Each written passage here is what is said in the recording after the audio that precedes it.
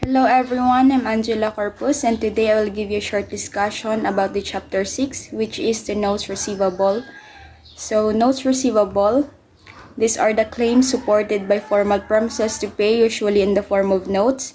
These are the assets account tied to an underlying promissory note which details in writing the payments for a purchase between the payee, so typically a company, and sometimes called the creditor, and the maker of note, usually they are the customer or employee, or sometimes called a debtor. Next is the promissory note. It is a written contract in which one person, known as the maker, promises to pay another person or the payee a definite sum of money. So a promissory note includes the agreed upon terms between the two parties, such as maturity date, principal, interest, and issuer's signature.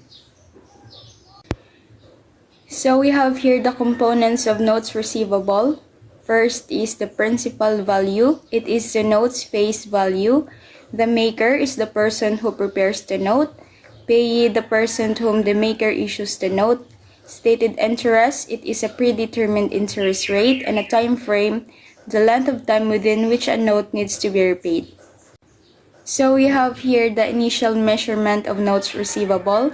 Conceptually, notes receivable shall be measured initially at present value. The present value is the sum of all future cash flows discounted using the prevailing market rate of interest for similar notes, and the prevailing market rate of interest is actually the effective interest rate. However, short-term notes receivables shall be measured at face amount. Cash flows relating to short-term notes receivable are discounted because the effect of discounting is usually not material. And we have here the subsequent measurement. Subsequent to initial recognition, long-term notes receivable shall be measured at amortized cost using the effective interest method. The amortized cost measurement is in accordance with PFRS 9, paragraph 521.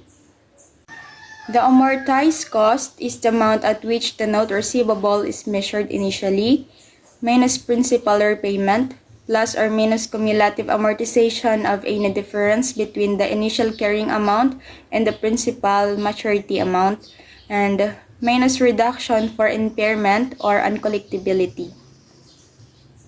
So we have here a sample illustration. Joe Publishing Group purchases 50,000 of computers on credit from Sparky Technology Supply.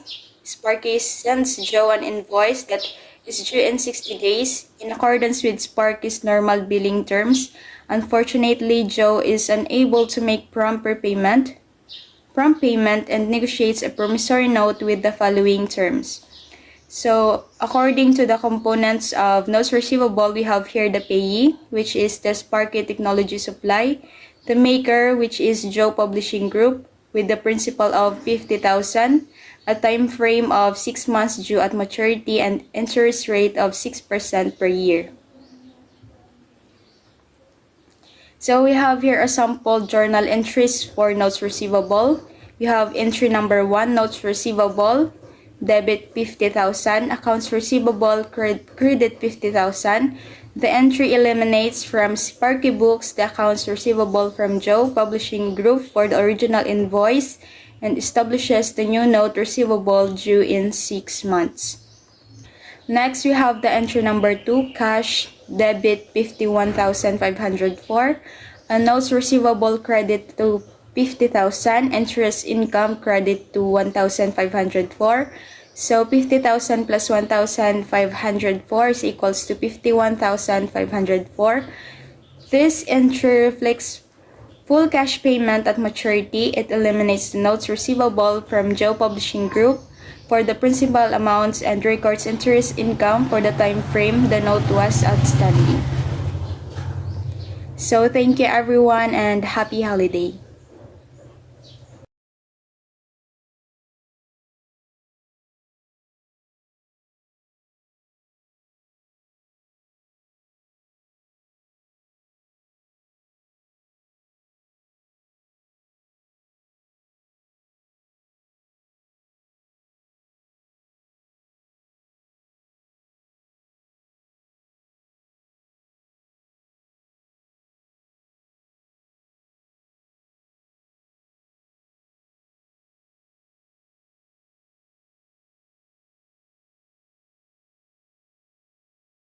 was outstanding.